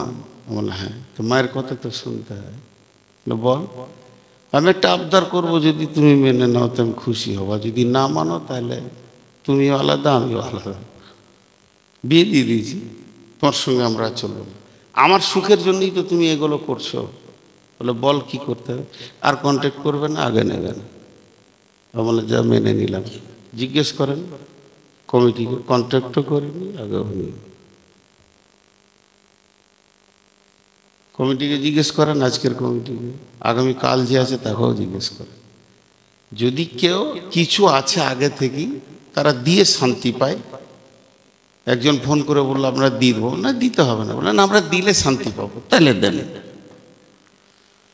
তো হেদায়েত কার কাছ থেকে আসবে? আমাকে আমার পেটের বাচ্চা হেদায়েতের রাস্তা দিচ্ছে, আপনি ভাবিয়েন না। সাহাবীদের পর্যন্ত ভুল হয়েছে, হয়নি ভাই? তার থেকে তো আমরা ঊর্ধ্বে নই, ভুলের ঊর্ধ্বে কোনো মানুষই নয়। তো কটা কথা বললাম, এখন একটা উদাহরণ দিব, উদাহরণটা মন দিয়ে শুনেন। আপনাদের মুর্শিদাবাদে জেলাতে 4000 ছেলে নেবে কেন্দ্র সরকারের প্রশাসন বিভাগে। কেন্দ্র সরকারের প্রশাসন বিভাগে মুর্শিদাবাদ থেকে 4000 ছেলে নেবে। তো ওরা পেপারে বের করেছে কি, 4টা শর্ত দিয়েছে। 1 নম্বর, কম করে 5 ফুট 10 ইঞ্চি হাইট হতে হবে। 2 নম্বর হলো কম করে মাধ্যমিক পাস হতে হবে। 3 নম্বর হলো 36 ইঞ্চি সেনা হতে হবে। আর 4 নম্বর হলো কম করে 53 কেজি ওজন হতে হবে। কটা? 53 কেজি ওজন, 36 ইঞ্চি সেনা, আর মাধ্যমিক পাস, 5 ফুট 10 ইঞ্চি হাইট। 4টা শর্ত দিয়েছে। একটা ছেলে গিয়েছে, সে তো এইচএসে ফার্স্ট ক্লাস পাস, সিনাটাও 36 ইঞ্চি ঠিক আছে, আর হাইট হলো 5 ফুট 10 ইঞ্চি, সেটাও ঠিক আছে, কিন্তু ওজন হলো 40 কেজি। হলো না, চাকরি পেল না, লাইনে যেতে পেল না। এরপর একটা ছেলে গেছে, ওজন 53 কেজি, 36 ইঞ্চি সিনা, 5 ফুট 10 ইঞ্চি হাইট, কিন্তু স্কুল জীবনে যায়নি, মূর্খ, হলো না। আর একটা ছেলে গেল, মেয়ে স্কুলে পাস করেছে, 53 কেজি ওজন হয়েছে, 5 ফুট আপনার কিনা 36 ইঞ্চি সেনা হয়েছে, কিন্তু হাইটটা হচ্ছে 3.5 ফুট। হলো না। তার মানে 4টার মধ্যে যদি একটা বাদ যায়, ওই ছেলেটা যেমন প্রশাসন বিভাগে, আর্মিতে বলেন, বিএসএফে বলেন, মিলিটারিতে বলেন, চান্স পাবে না। 4টার মধ্যে একটা বাদ হয়ে গেলে উই বাদ হয়ে যাবে। তা আল্লাহ বলছে, তুমি কি জান্নাত যেতে চাও না জাহান্নাম যেতে চাও? আমার দৃষ্টিতে পৃথিবীর সমস্ত মানুষ ক্ষতিগ্রস্তর মধ্যে রয়েছে, তারা ক্ষতিতে পড়ে গেছে। শুধু বেঁচে যাবে কে? ইল্লাল্লাযীনা আমানু, যে ঈমান এনেছে, ওয়া আমিলুস সলিহাতি, ভালো আমল করেছে, ওয়া তাওয়াসাউ বিল হাক্কি, এবং হকের দাওয়াত দেবে, ওয়া তাওয়াসাউ বিস সবরি, এবং সবরের দাওয়াত দেবে। এই লোকগুলি বেঁচে যাবে। একটা লোক হকের দাওয়াত দিল, সবরের দাওয়াত দিল, ভালো আমল করলো, ঈমান আনেনি, এই লোকটা ক্ষতিগ্রস্ত মধ্যে রয়েছে। একটা লোক ঈমান এনেছে, আমল করে না, খালি হকের দাওয়াত দেয় আর সবরের দাওয়াত দেয়, সেও ক্ষতিগ্রস্তের মধ্যে রয়েছে। একটা লোক ঈমান এনেছে, আমল করেছে, সে ঈমানদার, এত আমল করে, গায়ের মধ্যে অত আমল কেউ করে না, কিন্তু জীবনে কাউকে তাবলীগ করে না, এও ক্ষতিগ্রস্তের মধ্যে পড়ে গেছে। তোমার আমল তোমাকে বাঁচাবে। তোমাকে নামাজ পড়ার জন্য পাঠানো হয়নি, নামাজ কায়েম করার জন্য পাঠানো হয়েছে। এরপরে একটা লোক আমল এনেছে, ঈমান এনেছে, আমল করে, হকের দাওয়াত দেয়, কিন্তু সবরের দাওয়াত দেয়নি, এই লোকটাও ক্ষতিগ্রস্তর মধ্যে রয়েছে। অতএব ইসলামকে বাঁচাতে গেলে এই 4টা বলিষ্ঠ গুণের প্রয়োজন আছে। এই 4টা গুণ যদি না থাকে, বন্ধুরে, ইসলামকে বাঁচানো যাবে না। মেয়েরা তাবলীগ করে কেমন করে, পুরুষরা তাবলীগ করবে কেমন করে? জি, মেয়েরা তাবলীগ করে না। সাহাবীটার নাম হচ্ছে আমর বিন জমু। সাহাবীটার নাম আমর বিন জমু। মাঝে একটা ছোট কথা বলিনি ভাই, বেয়াদবি মনে করবেন না, মাফ করে দিয়েন।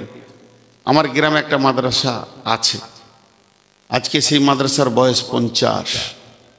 তার মানে আমার বয়সের সাথে সম্পর্ক মাদ্রাসাটা। আমি মাসুম বাচ্চা, 2 বছরের তখন মাদ্রাসা। মুরব্বীরা চালাতেন, আমাদের বাপ চাচারা এতদিন ধারক বাহক হয়েছিল। তবে আমার প্রতি মাদ্রাসার অনেক বড় দাবি থাকতো সবসময়। কোনোদিন মাদ্রাসার আমি হ্যান্ডেলিং করিনি। 2বার নিয়ে গেছিল মাদ্রাসায়, ওরা জোর করে, পালিয়ে এসেছিলাম যে আপনারা রয়েছেন চালান। এবছর রমজানের আগে গোটা গ্রাম এক হয়ে বসে সম্পূর্ণ মাদ্রাসাটা চাপিয়ে দিয়েছে। দোয়া রাখবেন যেন চালাতে পারি। আর খেয়াল রাখবেন, মাদ্রাসাতে মিসকাত, আবু দাউদ, তিরমিজি পর্যন্ত খোলা আছে। এই পর্যন্ত প্রায় 60-70টা ছেলে ফোন করেছে, আমি ফেসবুকে দিয়েছিলাম। মেধা দক্ষ ছেলে থাকলে পাঠাবেন, কারণ এই মাদ্রাসাটা পরিচালনা হবে কয়েকটি মাদানিকে দিয়ে। আপনার ছেলে যদি পড়ায় দুর্বল হয় কিন্তু রাখা যাবে না। ছেলে যদি মেধা হয়, চমক হয়, দুটি জিনিস পাবেন, ওর ভবিষ্যৎ উজ্জ্বল হবেই ইনশাল্লাহ, আল্লাহকে ভরসা করে বলছি। কারণ ওখানে পড়াশোনা খুব কড়া।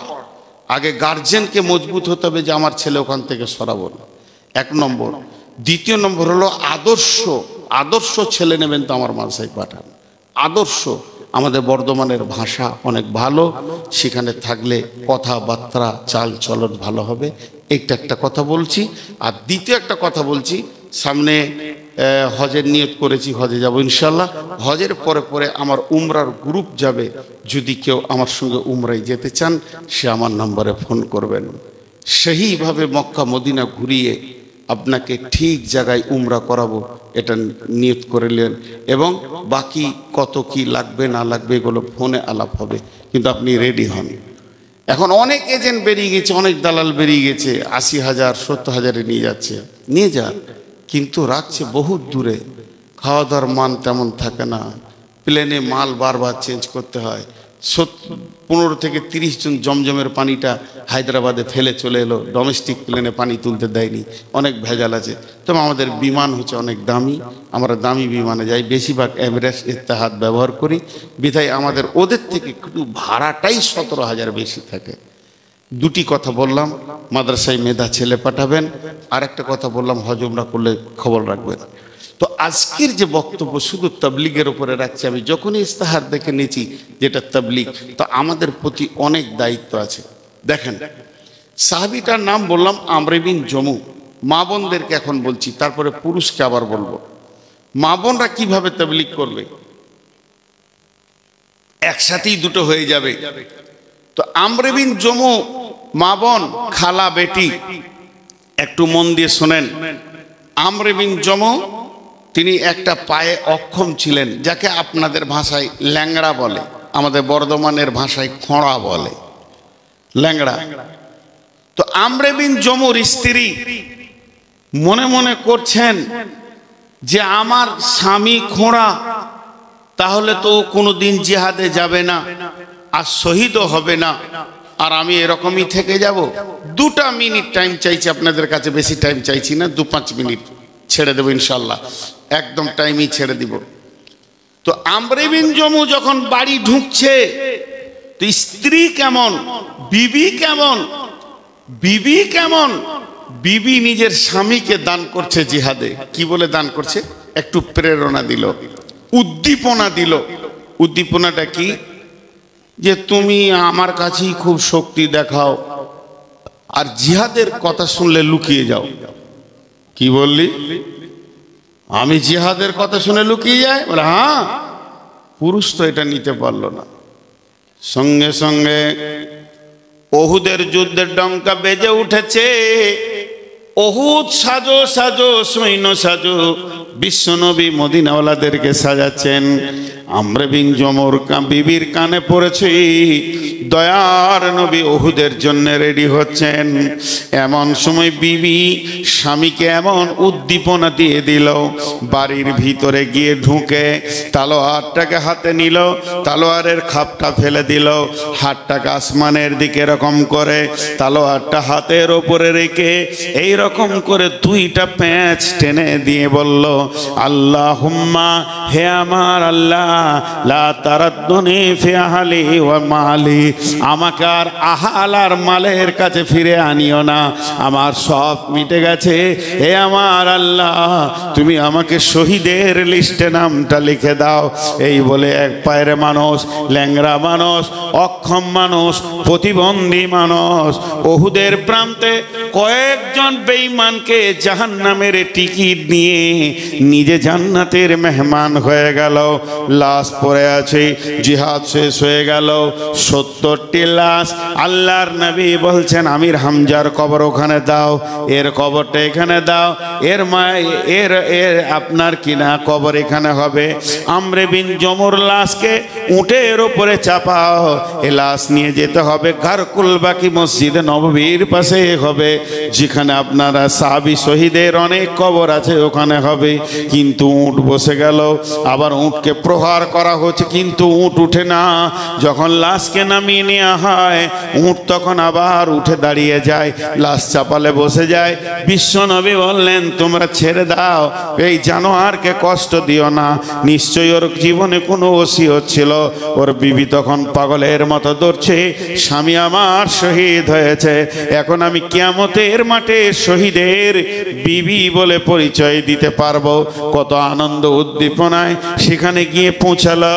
বিশ্বনবী বললেন ও আমরে বিন জমুর স্ত্রী, তুমি বলো তোমার স্বামীর কোনো ওসিয়ত আছে কিনা? আমরে বিন জমুর স্ত্রী বললেন হ্যাঁ ওসিয়ত আছে।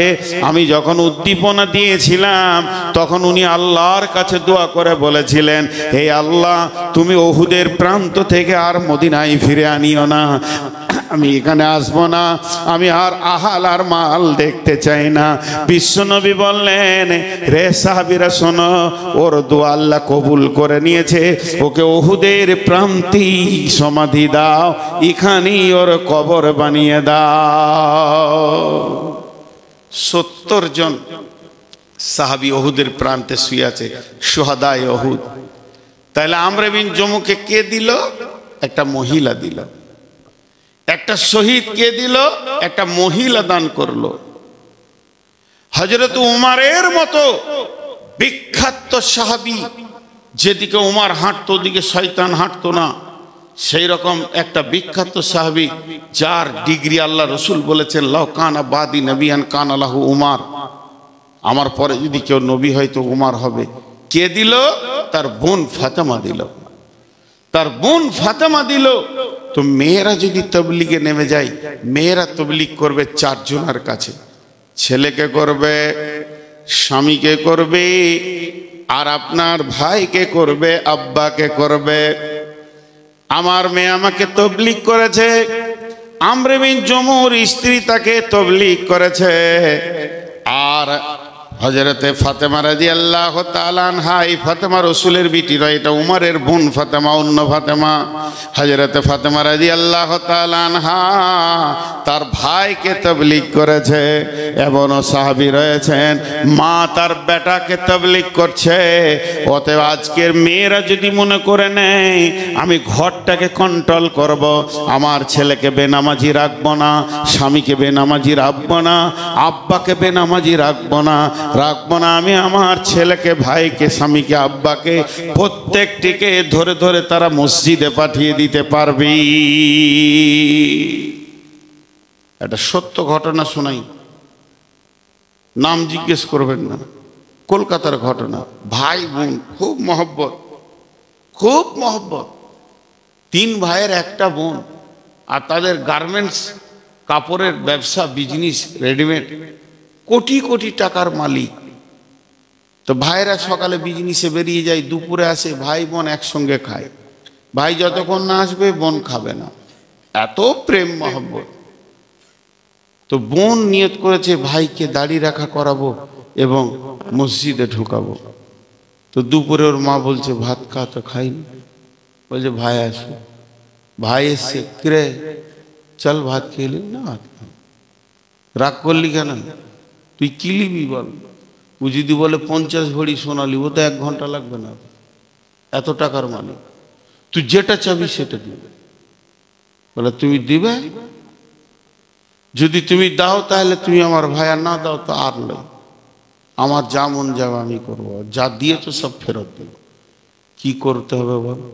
বলে তুমি এখনই নিয়ত করো যে আর দাড়িতে হাত দিব না, আর জোহরের নামাজটা এখন পড়ো, তারপর একসঙ্গে খাবো, আর জীবনে নামাজ ছাড়বো না, জীবনে নামাজ ছাড়বো না। বলো, তাহলে জানবো তুমি আমাকে ভালোবাসো, তোমাকে আমি ভালোবাসি। সঙ্গে সঙ্গে বলছে যার দাড়িতে হাত দিব। বোন তো ভাইকে জড়িয়ে ধরে কাঁদতে লাগলো, ভাই আমি এটাই চাইছি তুমি জাহান্নাম থেকে বেঁচে যাও। আচ্ছা আমি নামাজ পড়ি তো একসঙ্গে খাবো, আর জীবনে নামাজ ছাড়বো। পারে মেয়েরা যদি ইচ্ছা করে, একটা মেয়ে যদি ইচ্ছা করে যে আমি আমার ফ্যামিলিকে কন্ট্রোল করব, তো পারবে। বেশিক্ষণ লাগবে না সমাজ কন্ট্রোল হতে। কারণ সমাজে মেয়েদের হাতে কন্ট্রোল করা রয়েছে 75 ভাগ। কিরকম ভাগটা করছি? 100টা লোক, 100টা লোকের ভিতরে বাচ্চা হচ্ছে 50 আর বয়স্ক হচ্ছে 50, তাহলে কত হলো? 100। বাচ্চার মধ্যে রয়েছে ছেলে মেয়ে, বয়স্কর মধ্যে রয়েছে নারী পুরুষ, তাহলে ওই ধারে 25 আর 25, নারী 25 পুরুষ 25, 50, আর ছেলে মেয়ে নিয়ে 50, তাহলে টোটাল হলো 100। তো একটা মেয়ে যদি তবলিগে নেমে যায়, তাহলে ও 25কে নিয়ে তবলিগ শুরু করলো, আর ওদের কোলে হচ্ছে বেটা বেটি, ওখানে 50, 75% সমাজকে মেয়েরা ঘুরিয়ে দিতে পারবে। পারবে কি পারবে না?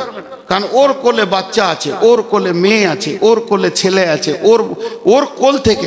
আমি তো কার কোল থেকে এসে এই স্টেজে বসেছি। তো কোলেই যদি ইঞ্জেকশন মেরে দেয় মা বাপ।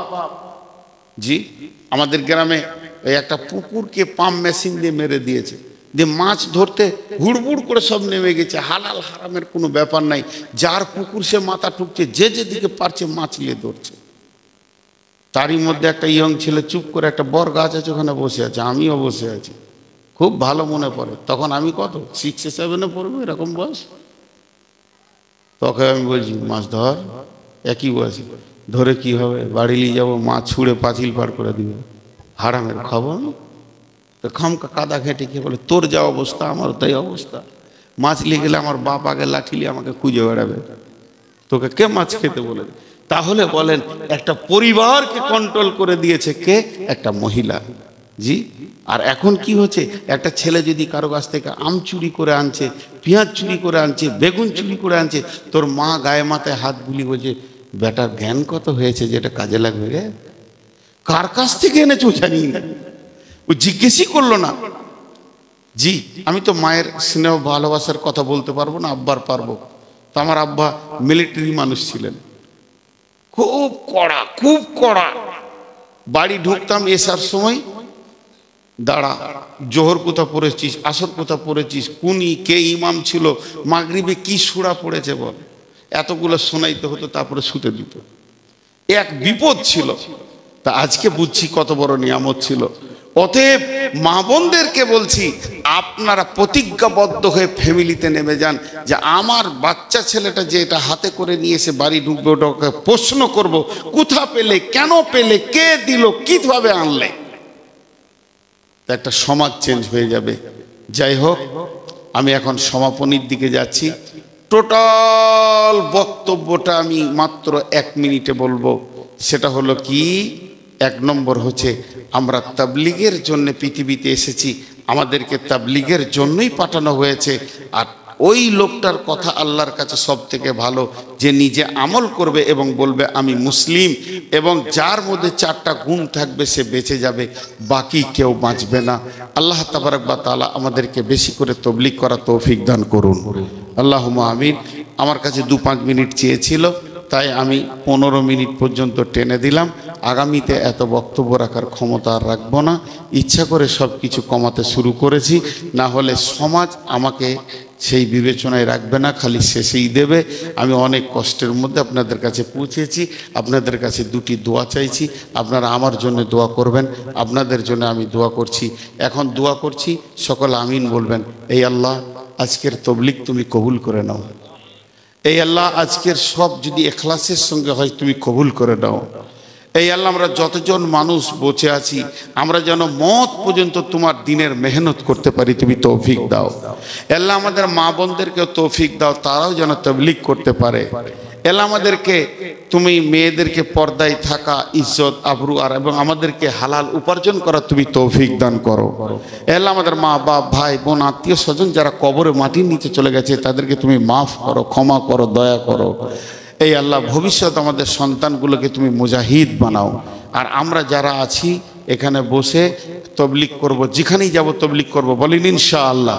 আল্লাহ কবুল করুন, আল্লাহুম্মা আমিন।